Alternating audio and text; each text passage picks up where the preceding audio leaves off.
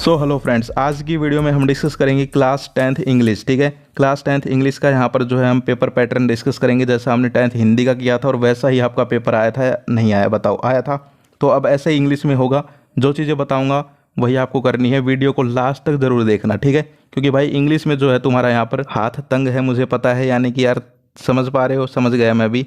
तो कहने का मतलब क्या है, डरने की बिल्कुल टेंशन नहीं है। इंग्लिश जो है इजी है, ज़्यादा हार्ड नहीं है। बस आपको जो है पैटर्न समझना है और आपको एक चीज़ पता होनी चाहिए इंग्लिश के पेपर में क्या है, वो आपको आगे वीडियो में पता चलेगी, जिससे कि यहाँ पर जो है इंग्लिश में कोई भी तुम्हारा नंबर नहीं कटेगा। सारे के सारे जो है नंबर आएंगे और सारे के सारे क्वेश्चंस तुम करके आओगे। ठीक है, सो चलिए स्टार्ट करते हैं। इसके अलावा जो इंपॉर्टेंट क्वेश्चंस की पेड पीडीएफ है भाई, उसका तो तुमने जलवा देख ही लिया।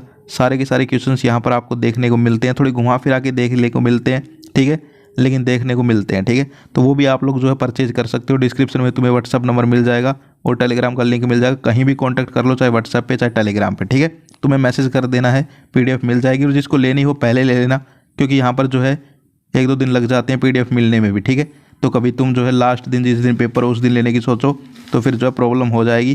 तो जिसको भी खरीदनी हो पेड पीडीएफ इंग्लिश की क्लास 10th के इंपॉर्टेंट क्वेश्चंस की, ठीक है, जो कि यहाँ पर आपको पेपर में देखने को मिलने वाले हैं, तो वो जो है आप लोग परचेज कर सकते हो। तो चलिए अब वीडियो को स्टार्ट करते हैं, आपको समझाते हैं पैटर्न।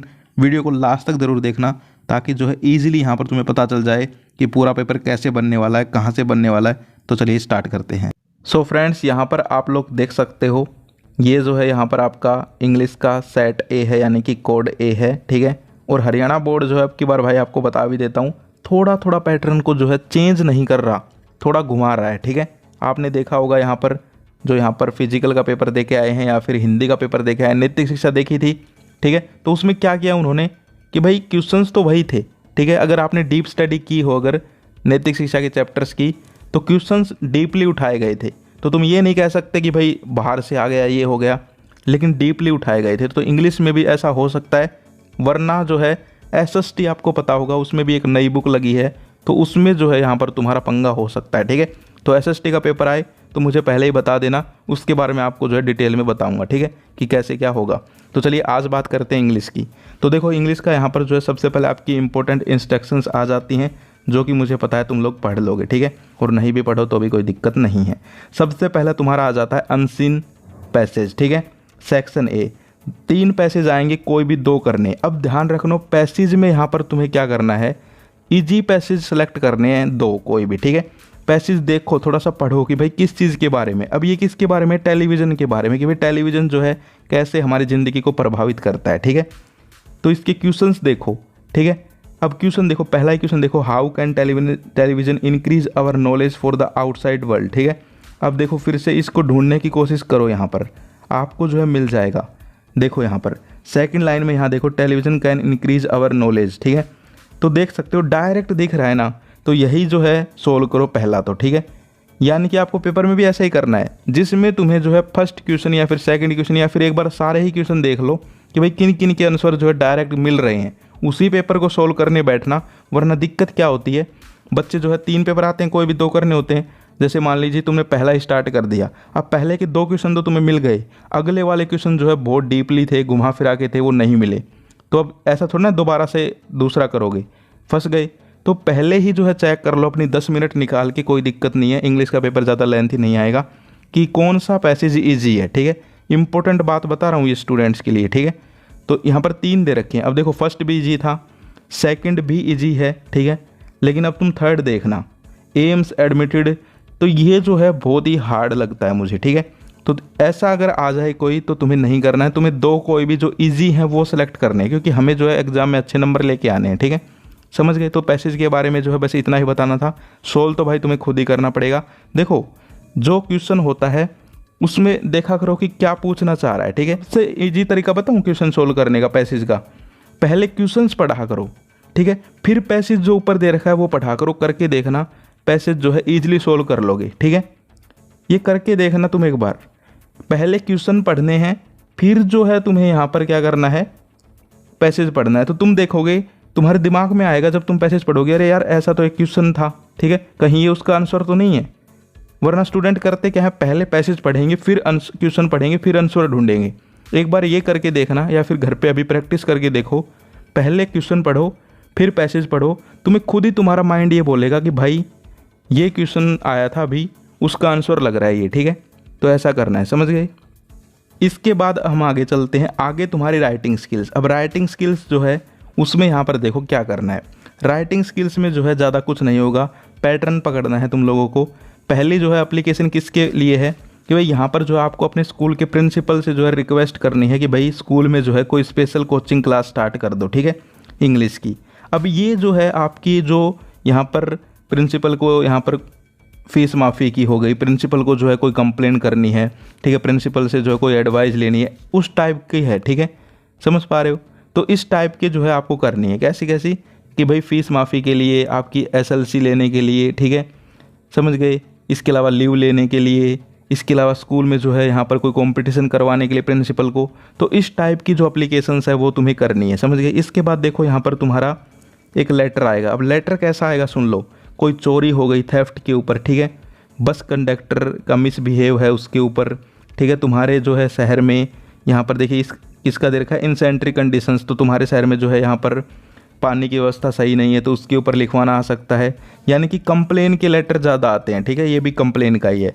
और ऊपर वाला कौन सा है, यहाँ पर एप्लीकेशन प्रिंसिपल की, ठीक है। और दोनों में फिर तुम्हें करना एक ही होता है, ठीक है। तो मैं कहता हूँ तुम दोनों ही कर दो, ठीक है। दोनों कर दो का मतलब ये नहीं कह रहा पेपर में दोनों कर दो, मैं कह रहा हूँ एप्लीकेशन भी इस टाइप की कर लो और लेटर भी इस टाइप की कर लो। उनमें से जो भी तुम्हें अच्छा लगे वो कर देना। पेपर में तो एक ही करना, कभी दोनों करने लग जाओ, नहीं, दो नहीं करते, ठीक है। नंबर एक के ही मिलेंगे, तुम्हारे पेन की स्याही और तुम्हारी सीट और तुम्हारा टाइम ही ख़राब होगा, ठीक है। ये कभी मत सोचना कि ज़्यादा अटैम्प्ट कर देंगे तो नंबर मिल जाएंगे, नहीं। पेपर जो है बोर्ड में यहाँ पर 2-3 बार चेक होता है। अगर एक टीचर ने दे भी दिए तो अगला टीचर काट देगा, ठीक है। तो ऐसा नहीं करना है, जितने क्वेश्चन बोले जाएँ उतने ही करने हैं, ठीक है। लेकिन मैं यहाँ पर करने की कह रहा हूँ, याद कर लो अभी घर पे हो तो, दोनों टाइप की। कौन सी, प्रिंसिपल को लिखने वाले सारे की सारी एप्लीकेशन जो स्टूडेंट लिखते हैं कि भाई ये प्रॉब्लम है या फिर फीस माफ़ी करवानी है, ये चाहिए वो चाहिए। और दूसरा जो कंप्लेन वाले लेटर्स हैं कि भाई उसकी कंप्लेन करना, इसकी कंप्लेन करना, ठीक है। इसके अलावा यहाँ पर जो है एडिटर वाले लेटर भी कर लेना, ठीक है। इसके बाद यहाँ पर आ जाते हैं तुम्हारे attempt any one of the following. यहाँ पर जो है एक पैराग्राफ है और दूसरा यहाँ पर जो है एक रिपोर्ट है, ठीक है। तो मैं कहता हूँ कि देखो पैराग्राफ लिखना ईजी है, ठीक है, रिपोर्ट भी लिख सकते हो, मुझे दोनों ईजी लगती हैं, ज़्यादा हार्ड नहीं है मेरे लिए। लेकिन तुम्हारे लिए बता रहा हूँ पैराग्राफ लिखना ईजी है, ठीक है। क्योंकि देखो टेलीफोन है, टेलीफोन के बारे में तुम्हें भी पता है, टेलीफोन क्या होता है पता है, मोबाइल, तो उसके बारे में तुम खुद भी लिख सकते हो, ठीक है। लेकिन रिपोर्ट में क्या होता है, तुम्हें यहाँ पर जो है एक वे पता होनी चाहिए कि भाई कैसे कैसे जो है डिस्क्राइब करना है। तो तुम्हें बता देता हूँ इम्पोर्टेंट, ठीक है, जो मेन इश्यू होते हैं उनके ऊपर, रेलवे स्टेशन का सीन, उसके ऊपर पैराग्राफ आ सकता है, ठीक है। माई एम, ठीक है, या फिर गांधी जी हो गए, या फिर जो और महत्वपूर्ण हस्तियाँ हैं उनके ऊपर आ सकते हैं, ठीक है। तो ये सारे कर लेना। इसके अलावा रिपोर्ट होते हैं वो यहाँ पर ब्लड डोनेशन कैंप हो गया, प्राइज डिस्ट्रीब्यूशन हो गया, ठीक है, कोई स्कूल में इवेंट हो गया, उसके ऊपर रिपोर्ट आ सकती है, ठीक है। लेकिन पैराग्राफ करने की कोशिश करना। इसके बाद आगे देखना, यहाँ पर आगे जो है तुम्हारा ग्रामर आ जाता है। ग्रामर के लिए तुम्हें एक टिप बता रहा हूँ, मोस्ट इंपॉर्टेंट है। ग्रामर जो है प्रीवियस ईयर से आएगी, ठीक है, चाहे वो किसी भी साल का पेपर हो, उससे तुम्हें same to same grammar take देंगे ये, ठीक है। नए सेंटेंस नहीं बनाते ये हरियाणा बोर्ड वाले, पिछले सालों के सेंटेंस ही घुमा फिरा के डालते रहते हैं, ठीक है। तो 2019 से या 2017 से लेकर 2022 तक के जो पेपर्स हैं वो अगर तुम्हें यूट्यूब वगैरह पे मिल जाएँ तो वहाँ से ग्रामर कर लेना, ठीक है। और एक बात और ध्यान से सुन लो, 12वीं की ग्रामर, ठीक है, यानी कि 12वीं के जो प्रीवियस ईयर पेपर है ना इंग्लिश के, क्योंकि तुम्हारा सारी चीज़ें सेम है, उनके भी टेंस हैं, उनके भी यहाँ पर जो आर्टिकल्स हैं, उनके भी जो है नरेशन है, उनके भी वॉइस है, तो कई बार उन्हीं के सेंटेंस डाल देते हैं ये। भाई सच्ची बता रहा हूँ, मैंने खुद जो है ऑब्जर्व किए हैं, ठीक है। इसके अलावा एक सर ने भी मुझे ये बात बताई। तो ये तुम्हें ध्यान रखना है कि 12वीं के जो पेपर हैं वो भी अगर तुम्हें यूट्यूब पे मिल जाएं तो उनकी भी यहाँ पर जो प्रीवियस ईयर की ग्रामर है वो करके देखना, ठीक है, समझ पा रहे हो। तो ग्रामर मैंने बता दिया प्रीवियस ईयर से आएगी, ठीक है। इसके अलावा ग्रामर की एक टिप और बता देता हूँ। ग्रामर में जो है यहाँ पर ईजी ही आता है, ठीक है, सिंपल सेंटेंस आते हैं, ज़्यादा डीप में नहीं जाते, क्योंकि इनको पता है 10th क्लास है, ठीक है। 12th वालों के लिए तो ज़्यादा डीप में जाते हैं, लेकिन 10th वालों के लिए ज़्यादा डीप में नहीं जाते हैं, ठीक है। तो ऊपर से जो यहाँ पर सेंटेंस दे रखे हैं उनको भी अगर तुम प्रैक्टिस कर लोगे तो सेम टू सेम आएंगे, ठीक है। सेम टू सेम का मतलब जैसे यहाँ पर कोई जो है सिंपल इंडेफिनेट है तो सिंपल इंडेफिनेट का ही आएगा, ठीक है। समझने की बात ये है, ओके, पैटर्न पकड़ना। इसके बाद हम आगे चलते हैं। आगे जो है तुम्हारा सीन पैसेज आएगा, यानी कि फर्स्ट फ्लाइट बुक स्टार्ट हो जाएगी। अब देखो इसके लिए तुम्हें एक चीज़ करनी है कोई भी यहाँ पर जो है तुम्हें 2 पैसेज करने हैं, ठीक है। वही बात आती है, जो पैसेज यहाँ पर इजी लगे, लेकिन यहाँ पर जो है चैप्टर से आएंगे, तो तुम्हें देखना है कि कौन सा चैप्टर की तुमने जो है अच्छे से रीडिंग कर रखी है, उस चैप्टर का ही पैसेज सोल्व करने बैठना, दूसरे का सोल्व मत करने बैठ जाना। कुछ चैप्टर्स तो बहुत हार्ड हैं, ठीक है, उनका यहाँ पर जो है मत लेके बैठ। इसके अलावा जो इजी चैप्टर से पैसेज आए उनको करने की सोचना, ओके। और यहाँ पर एक लाइन और देखना, ध्यान से देखो, ये who is the writer of these lines, ठीक है, name the chapter of these lines. अब 2 नंबर फ्री के हैं अगर तुम जो है मेन चैप्टर्स के राइटर्स और उनके यहाँ पर जो है ऑथर जो हैं और जो यहाँ पर चैप्टर के नाम है वो सारे याद कर लेते हो तो ठीक है, फ्री के नंबर हैं ये। छोटी छोटी चीज़ों से ही स्कोर कितना बढ़ जाता है। देखो अब ये देखो मुझे कितना हार्ड लग रहा है, तुम देखो पहले ही of those who overcome death, ठीक है, कितना हार्ड पैसेज है। तो ऊपर वाले 2 करता मैं होता तो ठीक है, तो तुम्हें भी जो इजी है वो करने हैं। इसके बाद यहाँ पर लॉन्ग क्वेश्चन मैं बता देता हूँ। सभी जो चैप्टर्स हैं उनके जो मेन करैक्टर्स हैं, ये बात हिंदी में भी बताई थी, ठीक है, और हिंदी में वैसा ही पेपर आया, ठीक है। फादर कामिल बुल्के के क्वेश्चन आए, बाल गोविंद भगत के आए, तो ये मेन करैक्टर ही थे। ऐसे ही इंग्लिश में होगा, जो मेन करैक्टर्स होंगे उनके क्वेश्चंस आएंगे, ठीक है। देख सकते हो एनी फ्रैंक का क्वेश्चन कि भाई उसकी क्वालिटीज़ बतानी है। अब यही क्वेश्चन आ सकता है घुमा के कि एनी फ्रैंक का करैक्टर, दोनों का आंसर सेम ही होगा, क्वेश्चन भी सेम ही है, ठीक है, घुमा रखा है बस थोड़ा सा। इसके बाद अगला देखो, what did Valli find out the bus journey, ठीक है, यानी कि जो बस जर्नी है वल्ली की, उसके बारे में तुम्हें लिखना है, ठीक है। तो ये भी जो है तुम यहाँ पर वल्ली का जो करैक्टर स्केच है उसके भी कुछ लाइन्स लिख सकते हो, ठीक है। यानी कि जो इम्पोर्टेंट करैक्टर्स हैं उनके बारे में ही पूछा जाएगा, ठीक है।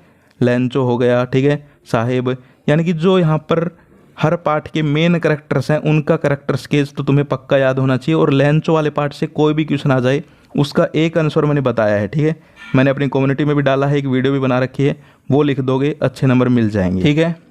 इसके बाद हम बात करें, यहाँ पर आप देख सकते हो क्वेश्चन नंबर 7 जो है वो छोटे क्वेश्चन आएंगे, तो मैंने बता दिया भाई, और कुछ बताने का है नहीं।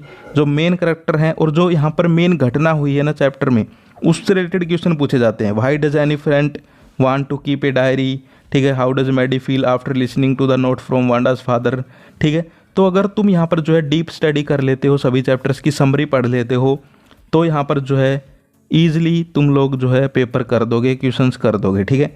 और एक बात जो मैंने तुम्हें बताई थी स्टार्टिंग में कि आपको ध्यान रखनी है, फिर जो है आपका एक भी नंबर नहीं कटेगा और फुल नंबर आएंगे, अच्छे नंबर आएंगे, अच्छा पेपर होगा, वो ये है कि यहाँ पर जो है तुम्हें हर एक क्वेश्चन देखना है, ठीक है, और उसके बारे में लिखना है अगर नहीं आए तब भी, ठीक है। जो उसके यहाँ पर लाइन पूछी गई है उससे ही क्वेश्चन बना के स्टार्ट कर देना, ठीक है, आंसर बना के, छोड़ के मत आना कोई भी। इसके अलावा एक चीज़, ग्रामर की मिस्टेक मत करना, ठीक है। ये 2 बातें ध्यान रखना जो मैंने बताई हैं, यही 2 बातें जो है तुम अगर ध्यान रखते हो तो भाई एक भी नंबर नहीं कटेगा, ठीक है। पहली क्या, कोई भी क्वेश्चन छोड़ के नहीं आना है, जो भी क्वेश्चन आए उसको बना के लिख देना, ठीक है। अब जैसे मुझे ये क्वेश्चन नहीं आता, why does Annie want to keep a diary, ठीक है, लेकिन फिर भी मुझे ये क्वेश्चन का आंसर देना है, ठीक है। तो तुम क्या लिख सकते हो, एनी जो है एक अच्छी गर्ल थी, ठीक है, Annie was a good girl, she always लिख सकते हो थोड़ा बहुत बना के, मेकिंग डायरीज, ठीक है, कीप डायरी। यानी कि कहने का मतलब क्या है, अब मुझे तो बहुत साल हो गए ये पढ़े हुए और ना मैं लिख देता, ठीक है, तुम्हारी जैसे होता है एकदम फ्रेश 10th में तो मैं लिख देता बना के भी, लेकिन अब मुझे कम से कम कब में की थी मैंने 10th, हाँ 6 साल हो गए। तो कहने का मतलब क्या है, लिख देना बना के, ओके, छोड़ना मत। और दूसरा, ग्रामर की मिस्टेक मत करना। हिंदी और इंग्लिश ये लैंग्वेज सब्जेक्ट हैं, इनमें ग्रामर की मिस्टेक देखी जाती है, ठीक है। कोई साइंस का यहाँ पर क्वेश्चन होगा या कोई मैथ का क्वेश्चन होगा ना, उसमें अगर कोई इंग्लिश का वर्ड है उसकी ग्रामर नहीं देखी जाती, लेकिन इंग्लिश और हिंदी में ग्रामर देखी जाती है, ग्रामर की मिस्टेक, ठीक है, समझ गए। जैसे तुमसे यहाँ पर एक, यहाँ देखो ये बोर्न है, बोर्न की स्पेलिंग तुमने गलत कर दी और पूरा क्वेश्चन सही किया है, ठीक है, सही लिखा है गौतम बुद्ध वाला, लेकिन बोर्न की स्पेलिंग गलत लिख दी, तो यहाँ पर तुम्हें नंबर नहीं मिलेंगे, ठीक है। तो इस बात का ध्यान रखना, ओके। इसके बाद यहाँ पर आगे जो है पोइट्री में यहाँ जो पैसेज आया है, सॉरी जो यहाँ पर स्टैंजा आया है, पैसेज याद आ रहा है, सॉरी, जो स्टैंजा आया है उसी पोएम के सारे स्टैंजा कर लो, दूसरा प्रीवियस ईयर के कर लो, ठीक है। और सभी पोएम्स और उनके जो पोइट्स हैं वो तुम्हें मुँह ज़बानी याद होने चाहिए, ठीक है। एक वीडियो और निकालूंगा वैसे मैं मोस्ट इंपॉर्टेंट क्वेश्चंस की जो पेपर में आने वाले हैं, ठीक है, अगर हो सकेगा तो, क्योंकि थोड़ा बिजी चल रहा हूँ, टाइम मिलेगा तो निकालेंगे, ठीक है। पोएम का ही सेंट्रल आइडिया आएगा, ठीक है, और समरी, सभी पोएम्स उनके जो है सेंट्रल आइडिया और समरी तुम्हें पता होनी चाहिए। उनके जो क्वेश्चन है वह याद मत करो, ठीक है, चाहे, लेकिन सभी पोएम्स के यहाँ पर सेंट्रल आइडिया कर लो, क्योंकि यहाँ पर जो है सेंट्रल आइडिया 100% आता है। और कोई क्वेश्चन भी आ जाए ना तो फिर उसमें तुम समरी लिख देना। जैसे कोई क्वेश्चन आ जाता है यहाँ पर किसी पोएम का, ठीक है, तो उसमें उस पोएम की समरी भी लिख दोगे तब भी नंबर मिल जाएंगे 100%। अगर 5 नंबर का है तो 5 नहीं तो 4 मिल जाएंगे, ठीक है, कोई दिक्कत नहीं है। तो इसीलिए जिनसे ज़्यादा नहीं पढ़ा जाता वो क्या करें, सभी पोएम्स की समरी और सभी पोएम्स का सेंट्रल आइडिया, ठीक है, क्योंकि पोएम्स होती ही क्यों है, शिक्षा देने के लिए, ठीक है, समझाने के लिए, इसीलिए इनकी ये चीज़ें पूछी जाती हैं। इसके बाद जो है यहाँ पर क्वेश्चंस आ जाएंगे, ठीक है, तो ये भी जो है तुम्हें कर लेने हैं, कोई दिक्कत वाली बात नहीं है। इसके बाद हम आगे बात करें यहाँ पर सेकंड बुक से भी जो है लॉन्ग क्वेश्चन का, मैंने वही बात बताऊंगा जो फर्स्ट में बताई कि भाई जो मेन करैक्टर हैं, जैसे भोली, ठीक है, उस पार्ट का मेन करैक्टर है, भोली के अराउंड ही घूमती है सारी कहानी। तो देखो भोली का यहाँ पर जो एक्सपीरियंस आ गया फर्स्ट डे का, ठीक है, तुम्हें जो है 100% देखने को मिल सकता है भोली का करैक्टर स्केच, ठीक है, या फिर जो मेन करैक्टर्स बच गए, ठीक है, उनके करैक्टर स्केच आ सकते हैं। जैसे सेकंड क्वेश्चन है हरी सिंह का, ठीक है, तो जो मेन यहाँ पर आदमी होते हैं ना हर पार्ट में, ठीक है, इंग्लिश की बात कर रहा हूँ, वैसे हिंदी में भी ऐसा ही होता है, उनके बारे में क्वेश्चन बनाए जाते हैं, क्योंकि टीचर के दिमाग में ये चल रहा होता है कि भाई बच्चे ने जो है ये पाठ पढ़ा, इसमें ये मेन हीरो था, तो उससे जो है उसके बारे में पूछते हैं, ठीक है। और ये तो बोर्ड एग्जाम है, इनमें तो बिल्कुल पूछा जाता है। इसके बाद जो है क्वेश्चंस आ जाएंगे, क्वेश्चंस का भी वही है, प्रीवियस ईयर के क्वेश्चंस कर लेना, इसके अलावा जो है मेन करैक्टर के जितने भी क्वेश्चंस है वो सारे पढ़ लेना। ओके, पेपर अच्छा होगा, टेंशन लेने की ज़रूरत नहीं है। वीडियो